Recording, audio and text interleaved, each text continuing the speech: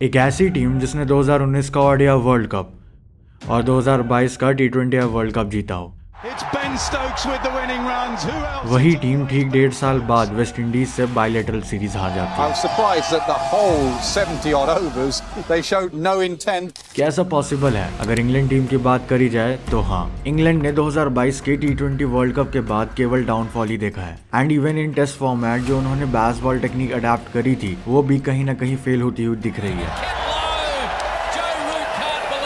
But ऐसा क्या हुआ कि एक तरफ जहां इंग्लैंड 2022 में तीनों फॉर्मेट्स को डोमिनेट कर रही थी, वहीं 2023 और 24 में उनका डोमिनेंस पूरी तरह से खत्म हो गया। और क्या इस सब की जड़ बेसबॉल थी, जिसने शुरू में तो इंग्लैंड को इनविंसिबल बना दिया, लेकिन उसी ने बाद में खत्म कर दिया। तो क्या सही में बेसबॉल इंग्लिश टीम को खत्म कर रहा है, और क्या ये इंग्लैंड टीम का डाउनफॉल है?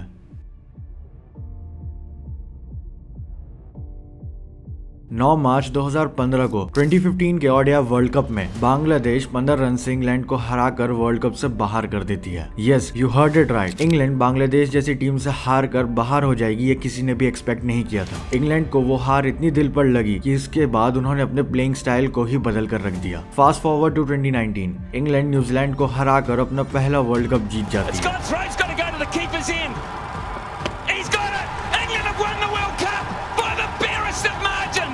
इंग्लैंड के लिए वो वर्ल्ड कप एक बड़ी अचीवमेंट थी, जो कि एक थ्रिलिंग मैच के साथ क्रिकेट इतिहास में उनके नाम लिखी गई। इंग्लैंड की जर्नी उस वर्ल्ड कप में स्ट्रेट फॉरवर्ड कभी नहीं थी। श्रीलंका एंड ऑस्ट्रेलिया से बैक टू बैक डिफीट्स के बाद इंग्लिश टीम के क्वालिफिकेशन चांसेस संकट में थे। बट बाद में इंडिया और अफगानिस्तान को हराने के बाद इंग्लैंड फाइनल के लिए क्वालिफाई कर गई एंड इवेंचुअली अपना पहला वर्ल्ड कप भी जीत गई। फाइनल में प्लेयर ऑफ द मैच बने और इस टीम की बड़ी ताकत रहे बेन स्टोक्स ने इंग्लैंड के लिए उस वर्ल्ड कप में सबसे ज्यादा कंट्रीब्यूट किया और फाइनल में अमेजिंग 84 रन की इनिंग की वजह से अपनी टीम को जीत की राह पर ले गए।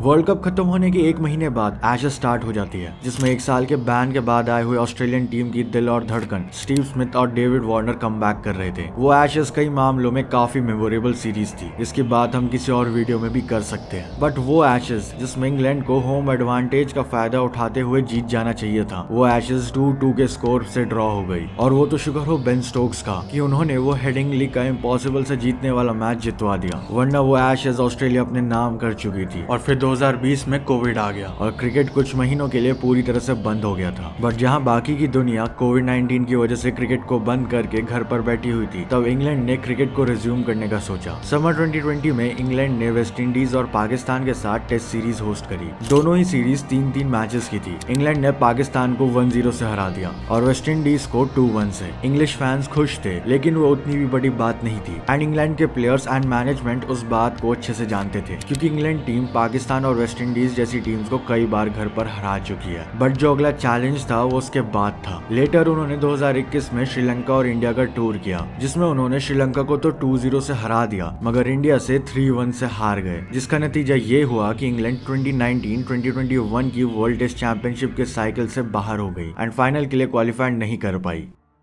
मगर ऐसा नहीं है कि सारी चीजें इंग्लैंड के लिए उस टाइम पर बुरी चल रही थी। इंग्लैंड ने उस वर्ल्ड टेस्ट चैंपियनशिप साइकिल में Sri Lanka, West Indies, south Africa and Pakistan को हराया था और इस सब की बड़ी वजह थे इंग्लिश कैप्टन जो रूट। जो रूट उस सीजन में अपने प्राइम फॉर्म में थे। उन्होंने 2021 में वॉपिंग 1708 रन बनाए थे एंड ये कहना गलत नहीं होगा कि इंग्लैंड अपने मेजॉरिटी मैचेस इसी प्लेयर की बदौलत जीती थी। लेकिन दुख की बात यह है कि उनके और कुछ और स्टार प्लेयर्स के अलावा बाकी प्लेयर्स अपने वर्स्ट फॉर्म में थे। इंग्लैंड का सिंपल था, अगर मैच जीतना है तो जो रूट का कंट्रीब्यूशन काफी इंपॉर्टेंट है, वरना मैच को भूल जाओ, जिसका रिजल्ट हमें फेब 2021 से मार्च 2022 तक देखने को मिला। 1-3 against India in India, 0-1 against New Zealand in England, 1-2 in an incomplete home series against India, 0-4 in away Ashes, 0-1 against West Indies in West Indies. अगले 1 साल में 5 में से 4 टेस्ट सीरीज में इंग्लैंड को हार का सामना करना पड़ा और एक सीरीज में भी इंग्लैंड 2-1 से पीछे थी इंडिया से, जो कि पूरी नहीं हो पाई थी।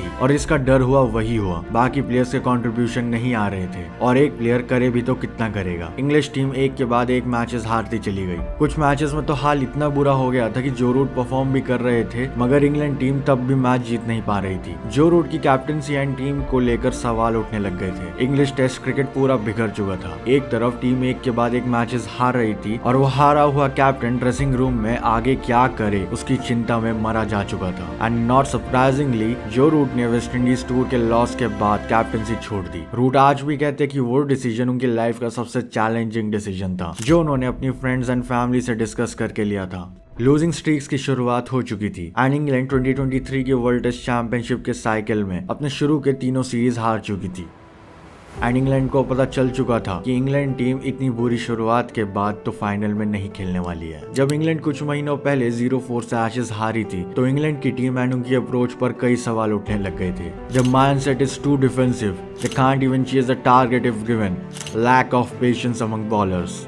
ये सब बातें क्रिकेट एक्सपर्ट्स द्वारा कही जाने लगी जो रूट कप्तानी छोड़ चुके थे एंड उसी के साथ इंग्लैंड टेस्ट क्रिकेट में बदलाव की नींव रखी जा चुकी थी, जैसे कि 2015 के वर्ल्ड कप के बाद रखी गई थी। इंग्लैंड की अगली टेस्ट सीरीज न्यूजीलैंड के खिलाफ घर पर थी। ये सीरीज 3 मैचेस की थी एंड नॉट सरप्राइजिंगली इंग्लैंड इतनी खराब शुरुआत के बाद वर्ल्ड टेस्ट चैंपियनशिप से बाहर हो चुकी थी। मतलब अब इस खेल को केवल इज्जत बचाने के लिए खेला जा रहा था।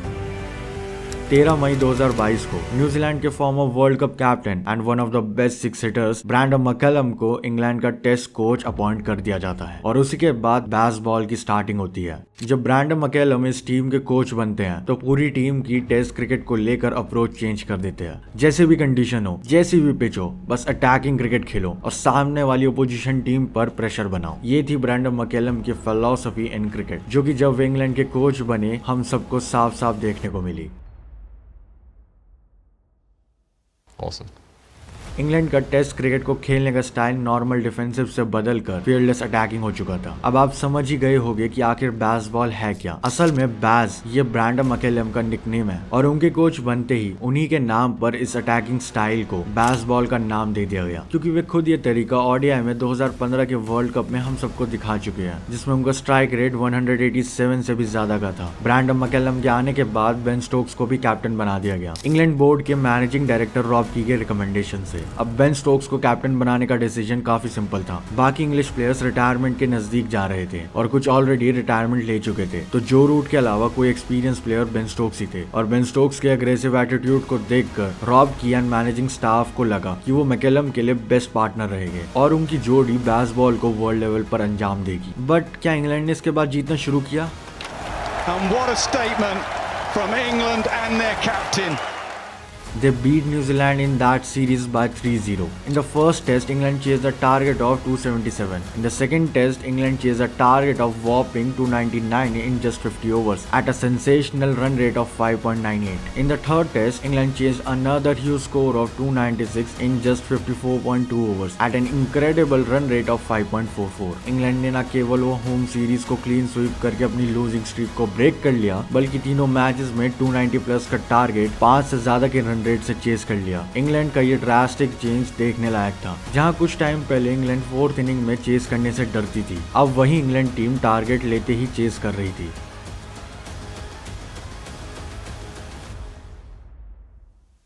इस सीरीज में ये तो क्लियर हो गया कि टेस्ट क्रिकेट में पिच उतना बड़ा रोल प्ले नहीं करती जितना बड़ा माइंडसेट करता है। हम अक्सर ओडीआईज में 300 के टोटल एंड टी20 में 190-200 के टोटल को इजीली चेस करते हुए देखते हैं और अब इसी तरह का माइंडसेट मैकलम की वजह से टेस्ट क्रिकेट में भी आता दिख रहा था। Beat India in one of test. 1 जुलाई 2022 को इंग्लैंड और इंडिया अपना 5वां और आखिरी टेस्ट मैच सीरीज का खेलने उतरी, जो कि 2021 में कोविड की वजह से पोस्टपोन हो चुकी थी। इंडिया 2-1 से आगे थी और उन्हें सीरीज को जीतने के लिए या तो इस मैच को ड्रॉ करना था या फिर जीतना था, लेकिन बेसबॉल इस बार भी अपने डिस्प्ले पर था। 4th इनिंग में इंग्लैंड को 374 रन चेस करने थे और वो भी इंडिया जैसी टीम के सामने। ये सिचुएशन काफी चैलेंजिंग थी, बट जैसा बेसबॉल करता है वैसे ही हुआ। इंग्लैंड ने वो टारगेट केवल 76.4 ओवर्स में ही चेस कर लिया with the help of Bairstow and Root's unbeaten century. अब इंग्लैंड टारगेट्स को आराम से चेस कर पा रही थी, लेकिन टारगेट चेस करना स्पेशली बड़े टारगेट्स उतना आसान नहीं था और आज भी नहीं है। फॉर अ रेफरेंस, इंडिया ने अपने 90 साल के टेस्ट हिस्ट्री में केवल 3 बार 300 से ज्यादा का टारगेट चेस किया है और उस पर्टिकुलर मैच में इंडिया की बॉलिंग भी बेकार नहीं थी। मोहम्मद शामी, जसप्रीत बुमराह, शार्दुल ठाकुर एंड रविंद्र जडेजा जैसी बॉलिंग लाइनअप को घुटने टेकने पड़ गए थे बेसबॉल के सामने। एक T20 एरा में टेस्ट क्रिकेट कैसे इवॉल्व हो सकता है, इसकी किसी ने भी कल्पना नहीं करी थी। उसके बाद बेसबॉल ने साउथ अफ्रीका को 2-1 से हरा दिया। अब तक होम कंडीशंस में इंग्लैंड काफी अमेजिंग परफॉर्म कर रही थी। लूजिंग स्ट्रीक अब विनिंग स्ट्रीक में कन्वर्ट हो चुकी थी। ब्रैंडन मैकलम के आने से पहले जो इंग्लैंड टीम पुराने ओल्ड स्टाइल से टेस्ट खेल रही थी, अब उनके आने के बाद से वही टीम इम्पॉसिबल को पॉसिबल कर रही थी। और फिर उसके बाद उसी साल ऑस्ट्रेलिया में T20I वर्ल्ड कप होता है, जिसको इंग्लैंड टीम ने फाइनल में पाकिस्तान को हराकर जीत लिया। उस वर्ल्ड कप में सैम करन ने वर्ल्ड कप विक्ट्री में सबसे ज्यादा कंट्रीब्यूट किया एंड फाइनल में 3 विकेट लिए, वो भी बस 12 रन देकर। उस वर्ल्ड कप में इंग्लैंड के लिए सबसे बड़ी हाईलाइट थी वो Jos Buttler and Alex Hales की पार्टनरशिप, जिसने इंडिया को सेमीफाइनल्स में 10 विकेट से हराकर वर्ल्ड कप के बाहर का रास्ता दिखा दिया था। बेसबॉल का अगला चैलेंज एशेज 2023 था, जो कि इंग्लैंड के घर पर खेली जानी थी। मगर इस एशेज में ऐसा कुछ हुआ जिसके बाद बेसबॉल के एंड की बातें होने लग गई और फर्स्ट टेस्ट के फर्स्ट डे पर ऐसा डिसीजन लिया गया जो कि बेसबॉल की सबसे बड़ी वीकनेस बन के उभरा। जब वेल सेट जो रूट मिडिल ऑर्डर में ऑली रॉबिन्सन के साथ बैटिंग कर रहे थे, तब बेन स्टोक्स ने फर्स्ट डे पे फर्स्ट इनिंग्स में ही डिक्लेयर करने का फैसला किया। England were at 393 for 8 after 78 overs जब इंग्लैंड ने अपनी इनिंग डिक्लेयर करी। Day 1 of the Ashes and England के इस कंट्रोवर्शियल डिसीजन ने ऑस्ट्रेलिया को ऑलरेडी बैकफुट पे लाके खड़ा कर दिया था। मगर openers Usman Khawaja and David Warner ने फर्स्ट डे का वो एक क्रूशियल घंटा सरवाइव कर लिया। ऑस्ट्रेलिया ने डे 2 के स्टार्ट में 2 विकेट जल्दी खो दिए, मगर ख्वाजा की अमेजिंग 144 रन्स की बदौलत ऑस्ट्रेलिया एक डिसेंट पोजीशन में आ पाई। And the celebrations tells you everything. Ben Stokes और उनकी पूरी इंग्लैंड टीम को कानो कान खबर नहीं थी कि ये डिसीजन उनके इस टेस्ट मैच को हरवा देगा, और ऐसा ही हुआ। इंग्लैंड वो टेस्ट मैच आखिरी दिन में हार गई, जब उन्हें केवल PAT Cummins and Nathan Lyon की जोड़ी को तोड़कर 2 और विकेट्स लेने थे। मगर Pat Cummins and Lyon out ही नहीं हो पाए एंड रिजल्ट। बट आखिर ऐसा हुआ क्यों और वो डिसीजन इतना बेकार क्यों था? First and the foremost thing, जब कोई टीम अपनी फर्स्ट इनिंग में 450 रन्स बनाती है तो अपोजिशन टीम पर अलग टाइप का प्रेशर होता है। लीड लेना, फिर दूसरी टीम को दोबारा कम रन्स पे आउट करके टारगेट को चेस करना, ये सब अपोजिंग टीम पर एज अ प्रेशर आ जाता है। और ये 393 रन्स ऐसा नहीं है जो कि कम ओवर्स में बने हो। जिस तरीके से जो रूट बल्लेबाजी कर रहे थे, इंग्लैंड 450 रन्स का मार्क भी क्रॉस कर सकती थी अपनी फर्स्ट इनिंग में। बेन स्टोक्स से वो डिक्लेरेशन तब सेंस बनता जब जो रूट आउट हो जाते और फिर ज्यादा रन्स बनाने की अपॉर्चुनिटी ना होती। वो 40 से 50 रन्स इजीली ऑसीज पर प्रेशर बना सकते थे। Those runs could have also made a huge difference in the target which Australia will receive in the fourth innings. ये डिसीजन कंट्रोवर्शियल और बन जाता है क्योंकि बर्मिंघम की वो पिच फ्लैट थी और रन्स बनाना उस सरफेस पे बिल्कुल भी चैलेंजिंग नहीं था। इसलिए 393 पे डिक्लेयर करना इंग्लैंड को बाद में काफी भारी भी पड़ा। 425 या 450 उस विकेट पर एक बेटर टोटल होता। अगर उस विकेट पर बॉलिंग के लिए मदद होती तो वो डिसीजन थोड़ा बहुत सेंस बना पाता एंड इवेंचुअली उन्हें दूसरे टेस्ट मैच में भी हार का सामना करना पड़ा। सेकंड मैच जो कि लॉर्ड्स ग्राउंड में था, उसमें जब इंग्लैंड को 371 का टारगेट मिला तो इंग्लैंड के पास 1.5 दिन से भी ज्यादा का टाइम था, लेकिन इंग्लैंड ने जल्दी विकेट्स खोना शुरू कर दिया और वो मैच इंग्लैंड हार गई। बेन स्टोक्स की फाइटिंग नॉक के बावजूद इंग्लैंड वो टारगेट चेज नहीं कर पाई। जो टीम टारगेट्स को बड़ी आसानी से चेज कर पा रही थी, उसी ने लॉर्ड्स पे ऑस्ट्रेलिया को जीत थमा दी और इस बार भी जिम्मेदार बेसबॉल। इंग्लैंड ने फोर्थ इनिंग्स में अपने शुरू के 4 विकेट्स 45 रन्स मारकर ही गवा दिए थे। वो तो शुक्र है कैप्टन बेन स्टोक्स का। उनकी 155 रन्स की अमेजिंग इनिंग्स की वजह से लॉर्ड्स के क्राउड एंड फैंस को लगा कि इंग्लैंड वो मैच जीत सकती है। इंग्लैंड जब 327 पे ऑल आउट हुई तब भी उनके पास 35 से 40 ओवर बचे हुए थे। इंग्लैंड का टॉप ऑर्डर चाहता तो टाइम को देखकर चेज की पेस को थोड़ा स्लो डाउन कर सकता था जब तक बॉल पुरानी ना हो जाए और हेजलवुड एंड स्टार्क का स्पेल निकल जाए। अगर टॉप के 4 बल्लेबाज टिक टिक के 50 से 60 रन भी एक्स्ट्रा मारते तो इंग्लैंड वो मैच और सीरीज दोनों जीत जाती। एंड में ऑस्ट्रेलिया ने वो सीरीज जीतकर एशेज को रिटेन कर लिया। बट क्या ये मेथड सही में इतना रिलायबल है? ये कहना बिल्कुल भी गलत नहीं है कि इंग्लैंड ने इस मेथड को जहाँ पे अडेप्ट एंड यूज किया वहाँ उन्हें रिजल्ट्स भी मिले हैं। मगर ये मेथड अभी भी वर्क इन प्रोग्रेस है क्योंकि इंग्लैंड ने सब कॉन्टिनेंट कंट्रीज में उतनी क्रिकेट नहीं खेली है और टर्निंग ट्रैक्स में इस टेक्निक के फेल होने के चांसेस आ जाते हैं। एंड ऐसा भी नहीं है कि हमेशा काम करता रहेगा। इसका एग्जाम्पल हमने 2023 के एशेज में ऑलरेडी देख लिया है। अगर बेसबॉल आगे जाके कामयाब होती है तो ये एक रेवोल्यूशनरी प्लेयर ब्रैंडन मैकलम की एज अ कोच सबसे बड़ी अचीवमेंट होगी। अगर सौरव गांगुली की कैप्टनसी के बारे में जानना है तो इस वीडियो पर क्लिक करो और अगर MS धोनी पर वीडियो देखना है तो इस वाले पर। Thanks for watching.